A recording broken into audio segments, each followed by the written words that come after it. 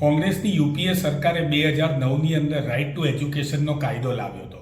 આ કાયદા હેઠળ ગરીબ બાળકો જે છે મોંઘીદાટ ફી લેતી ખાનગી શાળામાં પણ ભણી શકે અને એની વ્યવસ્થા સરકાર કરે એ પ્રમાણેની આખી વ્યવસ્થા હતી અને આ વ્યવસ્થા હજી પણ ચાલુ છે।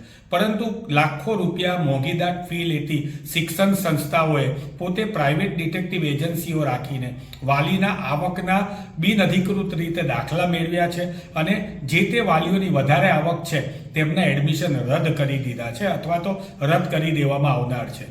આવે વખતે કોંગ્રેસ પક્ષ એ સરકારને શિક્ષણ મંત્રીશ્રીને વિનંતી કરે છે કે આ રદ થયેલા એડમિશનની જગ્યાએ જ્યારે નવા વિદ્યાર્થી લેવામાં આવે ત્યારે એ વિદ્યાર્થીઓ આરટીઈના જ વિદ્યાર્થીઓ ત્યાં મૂકવામાં આવે। વર્ષમાં આપણે એક જ વખત આરટીઈના એડમિશનની પ્રોસેસ કરીએ છીએ તો એનું જે વેઇટિંગ લિસ્ટ છે એ તૈયાર કરવામાં આવે અથવા તો સરકારી શાળામાં જે ટોપ સારા વિદ્યાર્થીઓ છે એમને સીધા આ મોંઘીદાટ ફી લેતી સંસ્થાઓની અંદર એડમિશન આપી દેવામાં આવે।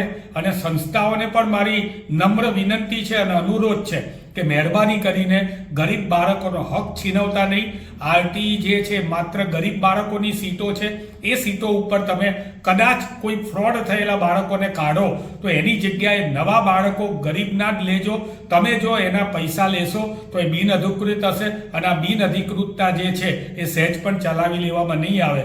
ફરીથી એકવાર શિક્ષણ મંત્રીશ્રી અને મુખ્યમંત્રીશ્રીને વિનંતી કરીએ છીએ કે આરટીઈની એવી ખાલી પડેલી સીટો કે જેમાં વાલી અને વિદ્યાર્થીઓનું કોઈ ફ્રોડ સાબિત થયું છે એ સીટોની અંદર સ્કૂલો પોતાની રીતે મનમાની કરીને મોંઘીદાટ ફી લઈને પોતાના વિદ્યાર્થીઓ ના ભરે પરંતુ સરકારી શાળાના વિદ્યાર્થીઓ અથવા તો ગરીબ બાળકોને એનો લાભ મળે એવી વિનંતી છે।